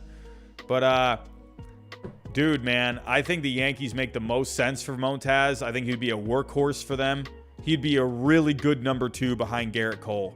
Really good. I mean, the Royals, sure, but the Yankees, man, Manaea would be okay, but Montas seems to be more of a difference maker to me. If you look at Montas last year, he had a good year, man. He had a pretty up and down 2020. He was bad. He had a really bad 2020, but 2019 he got suspended for PED use, but last year he came back, had a 3.37 FIP. Dude, Montas would be so good for the Yankees. He'd also be good for the Twins. Any team that needs pitching, Montas would be fantastic. I've said this before, Tampa Bay would be awesome for him. But knowing Tampa Bay, they probably just want to keep going with their young guys. So the Cardinals, I think, would be awesome for him, but I don't know if they have the prospects to get it done. With Montas, you're probably looking at around $40 million worth of value. But maybe a team. Detroit, I hear, was getting involved with Manaea and Montas, according to reports out there. Could you see Detroit maybe? They got some prospects they could play with. The Guardians have prospects. Maybe they could make a deal. The Guardians are always something. And also, I'm going to tell you all this right now. Why not the Dodgers? Why not the Dodgers? Why couldn't you do the Dodgers? They got prospects. I mean, you don't know what's going on with Bauer. Kershaw's always got something nagging. Buehler had some blister problems, I think, last year, right? I think Buehler ended up being fine, though. He had a great season. Did Buehler have blister problems last year? But with Buehler, Urias, these guys, you can probably count on them to give you 30 starts. Kershaw, he only had 22 last year. But then you got Gonsolin and Heaney. When's Bauer coming back? Dude, I think Montas would be really nice for the Dodgers, and they can get a deal done. So we're going to have to wait and see what ends up happening. But I still think we still got a ways to go with this offseason. We got Story out there, Castellanos, and Correa most of all. You got trades. There's still a lot of work to be done with these teams, and we're nowhere near the finish line, everyone. But everyone, I'm going to get out of here. I'm going to wrap it up for tonight. Go get myself some sleep. We got to bed late last night because of the whole Freddie Freeman thing. But everyone, on your way out, please hit that like button for me. We're 50 likes away from 500 likes. That would really mean a lot to me if we can get to 500. So if you can, hit it on the way out. If there is anyone new, think about subscribing on your way out as well.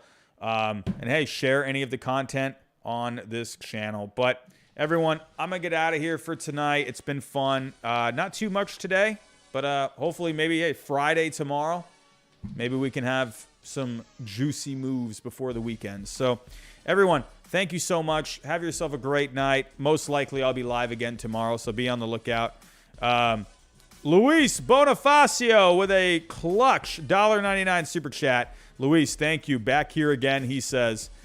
Luis, thank you, my friend, for the super chat on the way out. Everyone, have yourself a great night, and I'll talk to you next time.